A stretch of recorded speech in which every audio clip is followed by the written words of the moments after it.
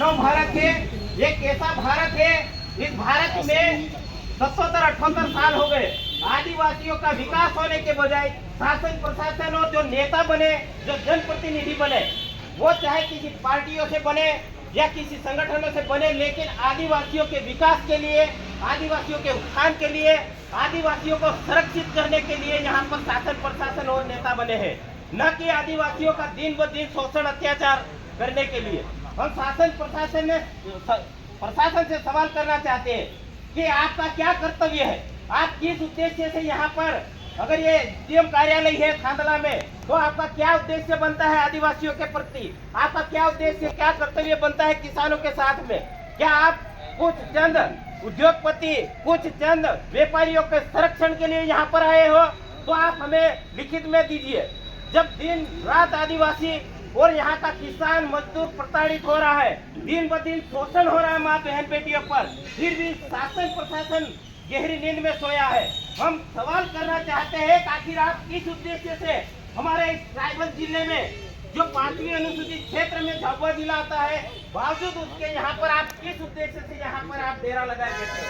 क्योंकि जो आदिवासियों का विकास होना चाहिए, न तो नेता कर पा रहा है, न शासन प्रशासन कोई भी सुनवाई नहीं कर पा रहा है।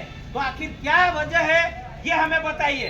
क्या आप पार्टी या क्या आप नेताओं के या सरकार के दबाव में हो? तो हमें बताइए। हम पूरे क्षेत्र के और पूरे जिले के, पूरे प्रदेश के और पूरे देश के आदिवासियों को और किसानों को हम एक करने की ताकत रखते हैं। हमारा समाज, हमारा किसान मजदूर कब तक उसके ऊपर आज तक कार्रवाई नहीं होती है, तो क्या चंद इन व्यापारियों की वजह से आदिवासी और किसान गरीब मजदूर मरता रहेगा? ये हमारा प्रशासन से सवाल है। ये कैसा न्याय है आपका?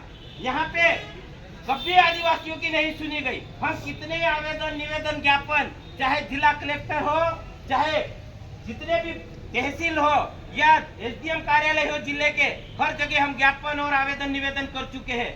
क्या आदिवासियों को और किसानों को मजबूरन क्या उग्र आंदोलन करने के लिए शासन प्रशासन उकसा रहा है? ये हमारा सवाल है। आखिर कब सुनेंगे आदिवासियों की और इन किसान मजदूरों की? कब तक शोषण होता रहेगा आदिवासियों के साथ? इस आजाद भारत में, इस डिजिटल जमाने में आज सोशल मीडिया के माध्यम से पूरे देश में आदिवासी किसान मजदूर लड़ रहा है, संघर्ष कर रहा है। वो अपने हक के लिए सरकार से और प्रशासन से आवाज उठा रहा है, लेकिन आज तक नहीं बोल पा रहे हैं, शासन प्रशासन जवाब नहीं दे पा रहा। इसका क्या कारण है, ये आप हमें लिखित में बताइए। क्या आप सरकार की पैरवी कर रहे हो? क्या आप नेताओं के दबाव में हो? अगर ऐसा है तो हम उन नेताओं को भी उखाड़ फेंकने की हिम्मत रखते हैं। आने वाले समय में कमल कांग्रेस के झाबुआ जिले के जितने भी नेता नगरी है, आप सोशल मीडिया के माध्यम से हम आप तक संदेश पहुंचाना चाहते हैं कि आप आदिवासियों के दम पे बने हो। आप दिल्ली और भोपाल आदिवासियों की विधानसभा लोकसभा में बोलने की बजाय आज आप चंद उद्योगपति और चंद व्यापारियों की जो दलाली कर रहे हो, जो पैरवी कर रहे हो, हम आपसे वादा करते हैं कि आने वाले पंचायती चुनाव और विधानसभा लोकसभा में अगर आदिवासी और किसान मजदूरों की आवाज नहीं उठाई तो आपको यहाँ से जड़ से उखाड़ के फेंक देंगे। ये हमारा वादा है, क्योंकि ये पहले वाला जमाना नहीं रहा है। ये social media, news paper, TV सारा जमाना देख रहा है। दिन ब दिन किसान मजदूर आदिवासी शोषण होता आ रहा है। वो अब जागरूक हो गया है। आपने शिक्षा छीन लिया आदिवासियों से, किसानों से, गरीबों से, उनका हक छीन लिया। तो हमारा सवाल है कि आखिर आदिवासी किसान और मजदूरों को अपना न्याय हक कब मिलेगा? और हम प्रशासन से आज जवाब लेकर जाएंगे, क्योंकि प्रशासन हमेशा ज्ञापन, आवेदन, निवेदन तो ले लेता है, लेकिन कभी सही तरीके से न कार्रवाई की, न हमारी एक सुनी। इसी के साथ जोहार जिंदाबाद के नाम से, तो वो सोसाइटियों के नाम से हम लोग में जितना खाद आ रहा सर, पहले तो वो भी आंकड़ा बताइए कि जितना खाद सरकार के माध्यम से सोसाइटियों में किसानों के लिए आ रहा, वो खाद डायरेक्ट व्यापारियों के पास जा रहा है। आधा से कम खाद सोसाइटियों में रखा जाता, बाकी पूरा खाद व्यापारियों के पास जा रहा है। सर हमको लोग भी अवगत करवाइए, उपलब्ध करवाइए डाटा की सोसाइटी से सरकार जो खाद पहुँचा रही किसानों के नाम से, वो कितना खाद सोसाइटियों में पहुँच रहा है और कितना खाद अवैध रूप से इसका कारण ये भी है सर कि सोसाइटियों में वर्तमान संविधान से देश चल रहा है। लोकतांत्रिक तरीके से आपका जो प्रशासन है और शासन दोनों ही संविधान से चल रहा है और संवैधानिक लोकतांत्रिक तरीके से हम भी हमारे सामाजिक संगठनों के माध्यम से आप तक बात पहुंचाते हैं।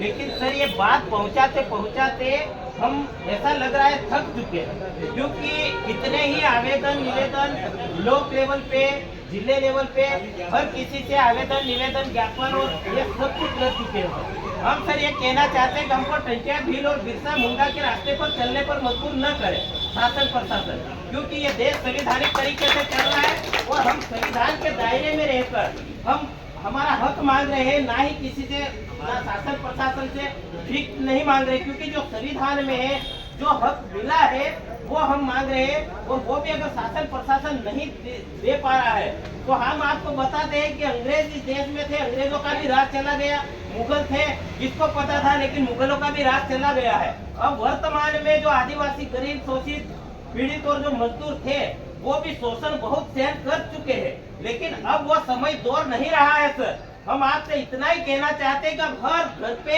हर एक छोटा बच्चा भी जाग गया है, उनके पास भी जो पुरखों की विचारधारा है, जो संवैधानिक लोकतांत्रिक तरीके से जो देश चल रहा है वो आज वो विचारधारा पहुंच चुकी है। तो हमारा ये उकसाने का काम न करे शासन प्रशासन।